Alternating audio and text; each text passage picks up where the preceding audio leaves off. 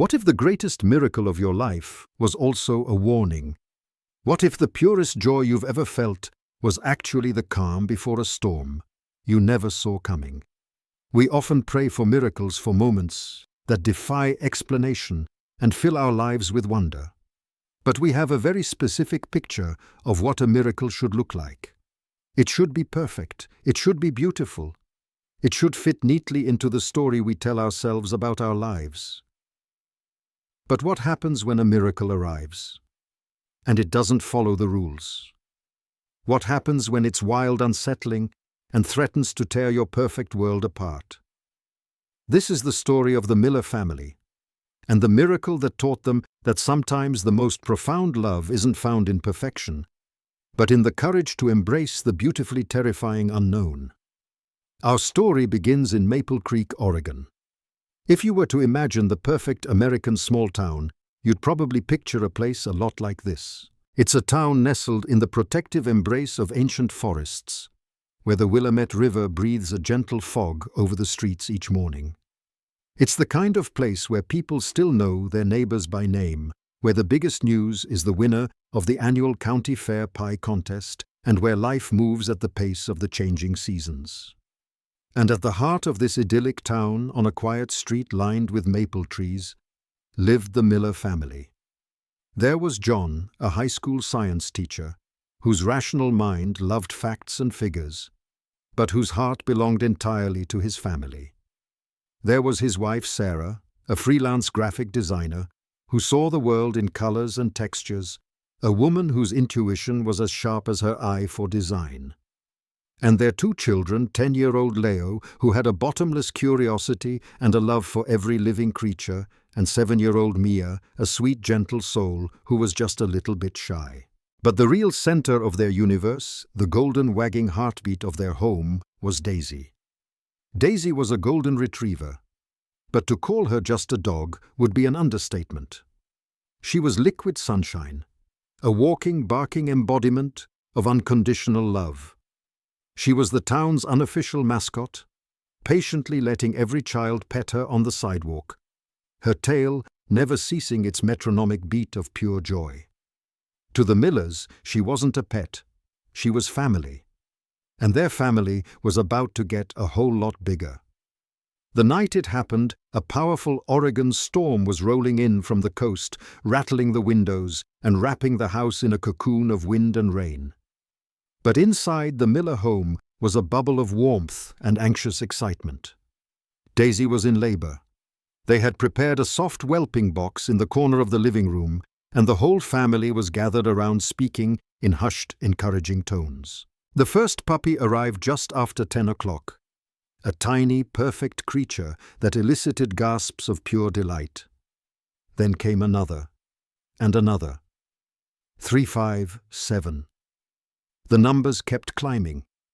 John and Sarah looked at each other, their eyes wide with a mixture of shock and awe. The vet had predicted a large litter, maybe 8, but this was something else entirely. As the hours passed and the storm raged on, the miracle in their living room continued to unfold. When the sun finally rose, casting a pale, watery light into the room, it revealed an astonishing sight. Curled up against a tired but proud Daisy were 12 perfect sleeping puppies. 12. It was a number that felt biblical, magical. The children were ecstatic, carefully counting the tiny golden bodies, already whispering names for each one. The news spread through Maple Creek like wildfire. The Millers' home became a local landmark. Neighbors dropped off, food friends called to congratulate them. It was a perfect, feel-good story. A blessing. John, watching his children's faces light up with pure, unadulterated happiness, felt a surge of gratitude so powerful it almost brought him to his knees. It was perfect. Everything was perfect. And yet, as he looked at Daisy, a fleeting memory surfaced, a tiny, insignificant detail from a couple of months back. He remembered another storm, a violent windstorm that had slammed a massive oak branch into their backyard, splintering a section of the tall wooden fence that separated their property from the dense, dark woods beyond. He'd found the break the next morning, but Daisy was nowhere to be found. He'd panicked, calling her name for hours. She had finally returned that evening, trotting out of the woods, looking exhausted, muddy, but unharmed. He'd been so relieved to have her back, he'd fixed the fence and hadn't given it a second thought. Just a dog being a dog, he'd told himself. An adventure in the woods. He shook the memory away. It was nothing. It meant nothing. He was standing in the middle of a miracle. A beautiful, simple, perfect miracle wrapped in golden fur. They had been given a gift, a sign of life's abundance and joy.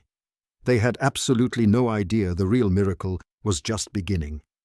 And it wasn't simple, it wasn't perfect, and it would challenge everything they thought they knew about family, about love, and about the thin, fragile line that separates the world. We think we know from the wildness that is always waiting just beyond the fence. The joy in that room was real, but it was the joy of innocence. Soon it would be replaced by a very different set of emotions. Confusion, then suspicion, and finally a deep and terrifying dread. Because something was wrong with some of the puppies. Very wrong. For the first week, life in the Miller house was a chaotic, blissful dream. The constant soft whimpering of 12 healthy puppies was the new soundtrack to their lives. Leo and Mia spent every spare moment they had lying on the floor, watching the tiny bundles of fur wriggle and sleep. But joy, like a perfect sunlit sky, can be deceiving.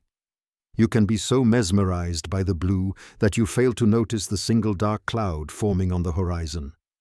And for the Miller family, the cloud appeared not with a thunderclap, but with a whisper, a sound.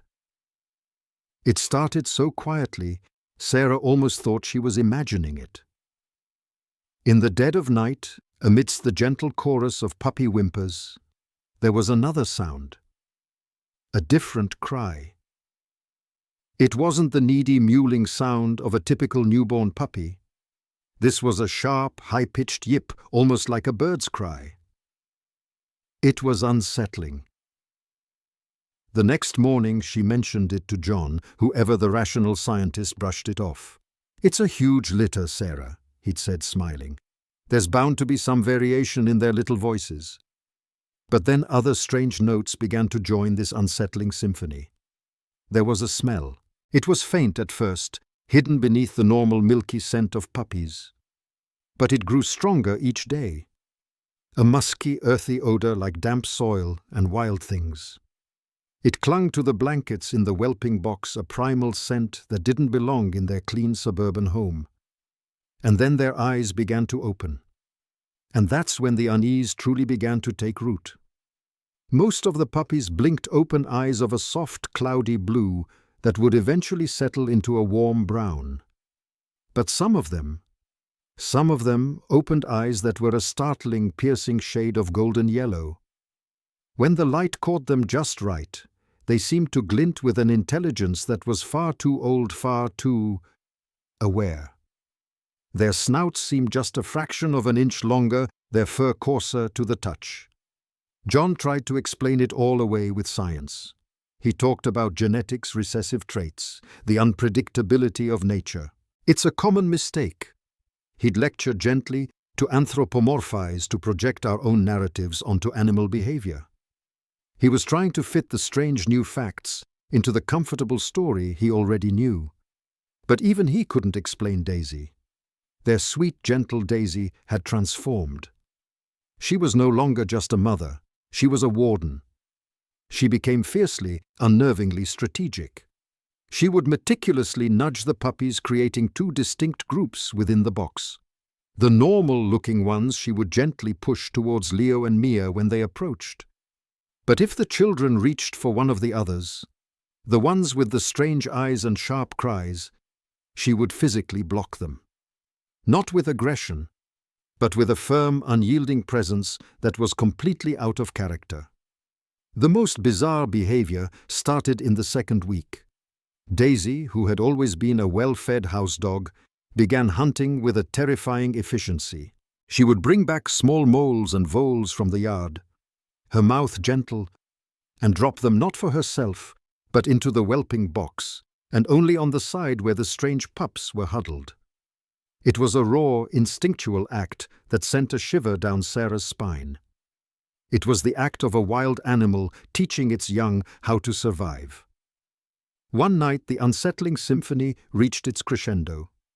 It was a clear moonlit night, and a sound from the living room woke John from a deep sleep. It was a howl. Not the baying of a hound or the bark of a dog. It was a series of high-pitched harmonic howls rising and falling in perfect eerie unison.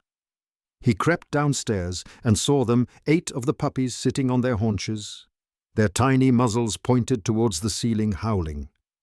And through the open window, from the deep dark woods beyond their backyard, an answer came back, the distant, lonely cry of coyotes. The next morning, their neighbor Mr. Shishi, Henderson, a grumpy man who valued his sleep and his chickens above all else, was waiting for John by the fence. "Miller," he grumbled, not bothering with pleasantries, "you need to get a handle on that dog of yours. Sounded like a pack of wild animals at your place last night. Woke me straight up." The words hung in the air between them, wild animals. The outside world had started to listen. The strange, unsettling music that had been confined to the walls of their home was now broadcasting itself to the world. John looked from his neighbor's angry face back towards his house, where his perfect miracle had become a terrifying mystery. He was a man of science, a man who believed in explanations. And he knew with a certainty that chilled him to the bone that he couldn't explain this away any longer. They needed answers, real answers. And there was only one person in Maple Creek who might have them. There's a strange comfort in not knowing. An unspoken permission to hope, to rationalize, to believe that the shadows in the corner of your eye are just tricks of the light. But the moment you decide to seek the truth, everything changes. The act of picking up the phone, of asking for help, is an admission. It's the moment you concede that the monster you fear might actually be real.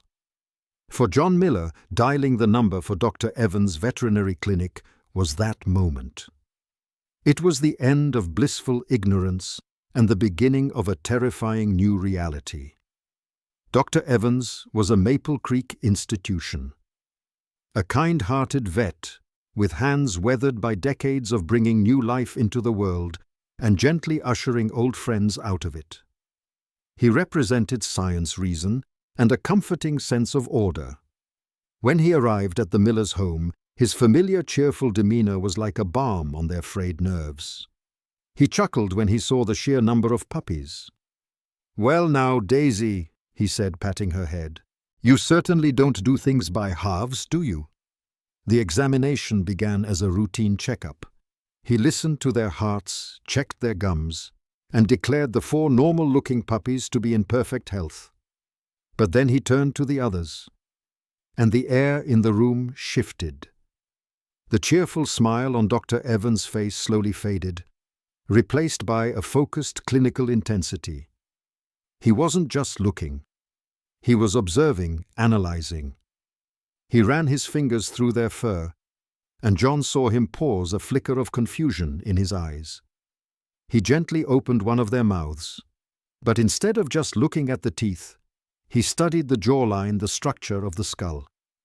He picked one up, holding it close, and took a long, deep sniff of its fur. He became quiet. The friendly chatter stopped.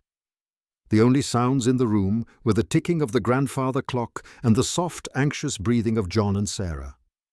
Finally, he put the last pup down and stood up, wiping his hands on his trousers. He didn't look at the puppies. He looked at John, and his expression was one of profound, sorrowful gravity. "John, Sarah, why don't we step into the kitchen for a moment?" The short walk from the living room felt like a mile. Dr. Evans leaned against the counter, took off his glasses and rubbed his tired eyes. "I've been a vet in this county for 40 years. He began, his voice low and heavy. "I've seen just about everything. But this, I've only seen this once before, a long, long time ago." He paused, choosing his words with deliberate, painful care. John, these aren't just puppies. Based on the bone structure, the scent glands I can feel under their skin, and their vocalizations, I am absolutely certain. Sometime, a couple of months ago, Daisy must have mated with a coyote. The word hung in the sterile silence of the kitchen, an impossible alien sound. Coyote. 4 of these Evans continued gesturing back towards the living room.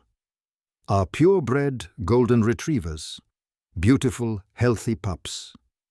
But the other 8, they are first-generation hybrids. The scientific term for them is coy dogs.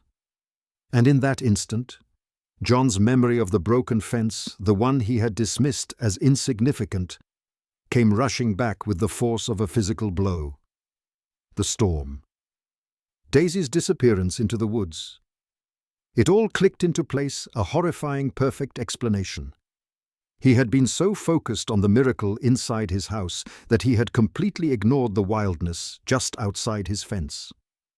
Dr. Evans explained the consequences, his voice filled with empathy but stripped of any sugarcoating. They were now, in the eyes of the law, in possession of 8 wild animals. Animals that were unpredictable, driven by instincts that no amount of domestic love could ever fully tame. They were not pets. They were a liability, a danger. The scientific fact, as cold and hard as a block of ice, had just been dropped into the warm beating heart of their family. The shockwave radiated outwards, shattering their reality. Sarah's hand flew to her mouth, her eyes filled with a new and specific kind of terror, not of the unknown, but of a known danger now sleeping in her living room, just feet away from her children. John's mind, the mind of a science teacher, was reeling, caught between the biological certainty of what Dr. Evans was saying and the emotional impossibility of it all. Looking back into the living room, the 4 true puppies now looked jarringly, heartbreakingly different from their siblings. The mystery was solved. But the truth was infinitely worse than the suspicion. The question was no longer, what are they? It had become a far more terrible one. What do we do now? And as they would soon discover, the answer to that question wouldn't just divide their house, it would threaten to tear their family apart. The truth has a terrible weight. We think that finding answers will bring us peace, but more often than not, the truth is just the beginning of a much harder journey. As long as the creatures in their living room were a mystery, the Millers were a united team searching for a common answer. But now, with the cold, hard label of coy dog hanging in the air, the enemy was no longer the unknown. It had moved inside. The battle was no longer outside their walls. It was within them. That night, after the children were in bed, the house that had once been filled with joyous celebration became a silent, tense battleground. The argument started in whispers, a painful circular debate fueled by love and fear. "They have to go, John," Sarah said, her voice trembling but firm. She stood with her arms wrapped around herself, a protective barrier against the chaos that had invaded her home.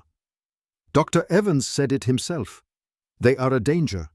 What happens when they get bigger? What happens if one of them hurts Mia or Leo? I will not have that. I can't. Her fear was primal, the fierce, unshakable instinct of a mother protecting her young. But John's loyalty was just as primal. "And do what Sarah—" He shot back, his voice strained with the weight of an impossible choice. "Call animal control. Let them be put down in some sterile, cold room. They're still Daisy's babies. Our Daisy. Look at her, Sarah. She loves them. It is not their fault they were born this way. We can't just throw them away like they're trash." This was the fundamental divide between them. Sarah the protector saw a threat that needed to be removed. John the teacher and the loyal friend saw innocent lives that needed to be protected. It was a clash of 2 different kinds of love, 2 different definitions of responsibility, and it was tearing them apart. The conflict seeped into the rest of the house, a poison cloud of tension. The children felt it instantly. Leo, their curious, animal-loving boy, was heartbroken. He had overheard his parents and now looked at the hybrid pups with a new tragic sadness, as if they were already gone. But Mia, their sweet, gentle daughter, had absorbed her mother's fear. She no longer went near the whelping box. The puppies she had once adored had become monsters in her eyes. And then it happened. The moment that turned a theoretical danger into a terrifying reality. Mia was playing with a small bouncing ball in the living room. It rolled away from her and came to a stop near the whelping box. She toddled over to get it, her hand reaching down. In a flash, one of the hybrid pups, one with those piercing golden eyes, moved with a speed that was utterly shocking. It didn't bite her, but it lunged its tiny mouth open and let out a sharp guttural snap, its teeth clicking shut just an inch from her fingers. It wasn't playing. It was a warning, a possessive wild display of instinct. Mia screamed, scrambling backwards. Sarah scooped her up, her heart hammering against her ribs. John stood frozen, staring at the little creature. It was no bigger than his hand, but in that split second, he had seen it. He had seen the wildness, the untamable spark that Dr. Evans had warned them about. Sarah looked at him, her eyes blazing with a mixture of terror and vindication. She didn't have to say a word.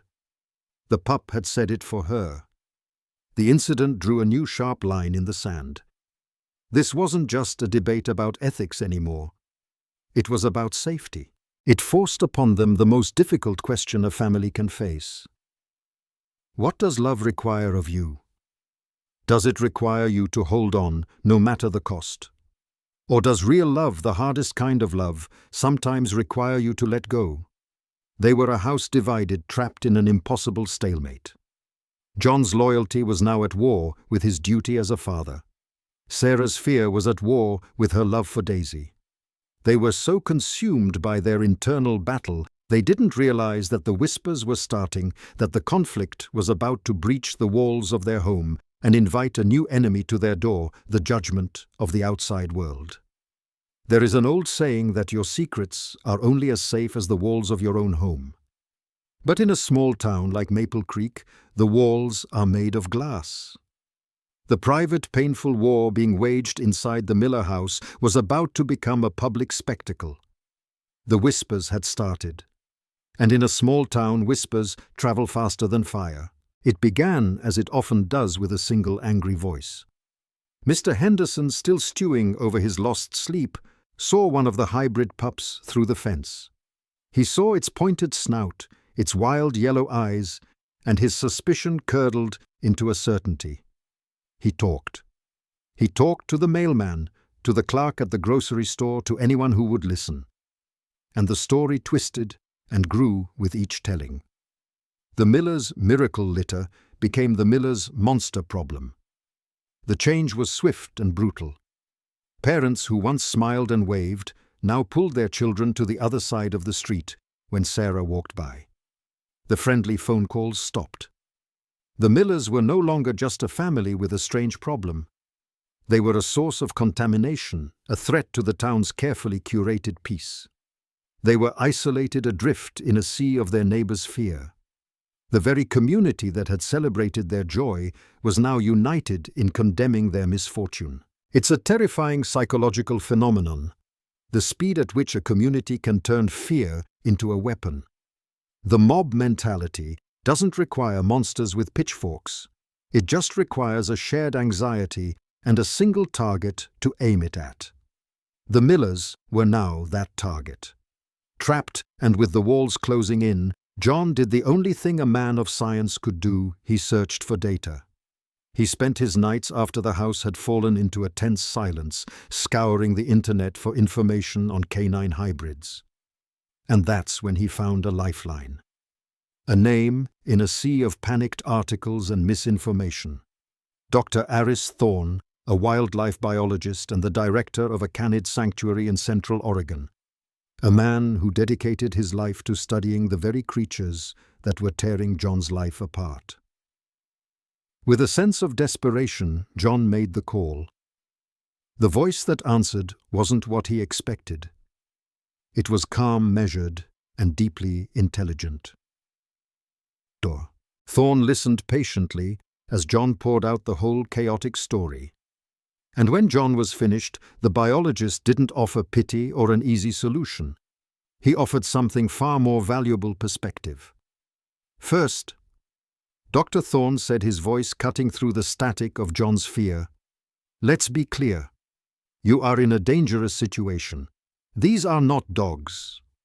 But," he continued, and this was the word that changed everything, "but they are not mindless monsters either. What you have in your home is a perfect, fascinating and volatile clash between thousands of years of domestication and thousands of years of wild instinct. They aren't evil. They are confused. And they need a very specific kind of guidance that a loving home by itself cannot provide." This was the twist John never saw coming. He had expected to find someone who would either confirm his worst fears or dismiss them entirely. Instead, he found a man who validated both the danger and the value of these creatures. Dr. Thorne spoke not of suppressing their nature, but of understanding and respecting it. He talked about enclosures, instinct-driven enrichment, and the complex psychology of an animal caught between two worlds. It was a stark contrast to the blind emotional fear gripping Maple Creek. The town saw a monster to be vanquished. This man of science saw a life form to be understood. But understanding takes time. And time was something the Millers were about to run out of. Their neighbor, Mr. Henderson, had done more than just gossip. He had filed a formal complaint. One afternoon, an official vehicle from the county's animal control department pulled up to their curb. A stern-faced officer stood at their door holding a clipboard. He was polite, but his message was a cold legal ultimatum. Prompted by multiple complaints and the potential danger of non-domesticated animals in a residential area, the county was giving them a deadline. They had 2 weeks. 2 weeks to present a safe, legal and permanent plan for the 8 hybrid animals. If they failed, the county would seize them. The officer didn't say what would happen next, but he didn't have to. In the sterile, bureaucratic world of animal control, there was only one solution for an unplaceable, potentially dangerous animal. The countdown had begun. The pressure from inside their home was now matched by an unyielding pressure from the outside world. They were trapped between a mother's fear, a father's loyalty, and a ticking clock that was counting down to a life-or-death decision. They were out of options and out of time. They needed a miracle, a real one this time. And in their darkest hour, they were about to get one not from a scientist or a neighbor, but from the silent, watchful mother who had started it all. Sometimes the most profound wisdom doesn't come from human intellect. It doesn't come from scientific analysis or legal ultimatums. It comes from a place beyond words, from a truth so pure and simple that we, in our complexity, often overlook it. The Miller family had reached their breaking point. Torn apart by internal conflict and cornered by the outside world, their human solutions had failed them. And in their darkest hour, the answer they so desperately needed came from the silent golden mother at the center of it all. The deadline from animal control hung over their house like a guillotine. 2 weeks felt like 2 hours. The pressure finally broke Sarah. One evening, consumed by a desperate need to do something to regain some semblance of control, she made a decision. She retrieved a separate crate from the garage. Her plan was simple, and born of a mother's fierce, terrified love, she would separate them. She would put the 4 safe puppies in the crate, creating a physical barrier, forcing John's hand, and showing the authorities she was taking action. She walked into the living room, her heart a cold, heavy stone in her chest. Daisy watched her, her intelligent eyes following the crate. As Sarah knelt down, her hands trembling, and reached for one of the purebred puppies, Daisy stood up. She didn't growl, she didn't bark. She simply moved, placing her body between Sarah and the pups. She looked directly into Sarah's eyes, and in that gaze was not a challenge, but a deep, heartbreaking plea. A profound sadness that seemed to say, "Please don't do this." And then Daisy did something that would forever be seared into the memory of every person who witnessed it. It was the story's true, unexpected, and most beautiful plot twist. She turned, and with the utmost gentleness, she picked up one of the hybrid pups. She chose the one with the wildest, most coyote-like features, the one whose golden eyes held the most unnerving glint. She carried it over to Sarah, and softly, submissively placed it directly at her feet. It was an offering, a gesture of impossible trust. Then she walked back to the whelping box. But she didn't just lie down with the remaining hybrids. She curled her body around all of them, the 7 hybrids, and the 4 puppies, uniting them into a single indivisible circle of fur and warmth. She rested her head on her paws and looked at Sarah one last time, her message as clear as if she had spoken it aloud. "They are all mine. There is no difference. See them as I do." In that moment, the dam of Sarah's fear finally broke. All the scientific facts, all the neighbors' warnings, all the legal threats, they all melted away in the face of this simple, powerful truth. She looked down at the strange little creature at her feet. It wasn't a monster. It wasn't a liability. It was a baby offered in trust by a mother who loved it without condition. Tears streamed down her face as she slowly reached out her hand, not in fear, but in wonder, and stroked its coarse fur. John and the children had watched the whole thing in stunned silence. They had just witnessed a lesson more profound than any sermon or lecture. It's a lesson we see in the best of humanity, in parents who adopt children from halfway across the world, in families who dedicate their lives to a child with special needs. Family isn't about blood or biology or appearance. It's about a choice. It's a circle you draw around the ones you love, a circle you refuse to break. Daisy had drawn her circle, and now the Millers knew they had to draw theirs. The war inside their house was over. They were no longer a family divided. They were a team united by their dog's silent, extraordinary wisdom. They finally had their answer. Now they had to turn that answer into a plan. They had to face the world not with fear or confusion, but with the fierce, unwavering courage of a family ready to fight for every single one of its members. Courage isn't the absence of fear. It's the decision that something else is more important. Armed with Daisy's profound lesson, the Miller family finally knew what was important. It wasn't their reputation, it wasn't the quiet life they had lost, and it wasn't the approval of their neighbors. It was about honoring the strange, wild, and beautiful family that fate had given them. Their first call was to Dr. Aris Thorne. But this time they weren't calling with a question. They were calling with a mission. Together, guided by the biologist's expertise, they created a plan.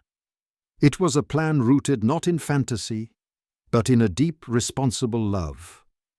They all understood the heartbreaking truth: they could not personally give all 8 of the hybrids the life they truly deserved. To keep them all would be selfish, a cage built by love, but a cage nonetheless. So they made a new definition of family, one that included the courage to say a bittersweet goodbye. Working with Dr.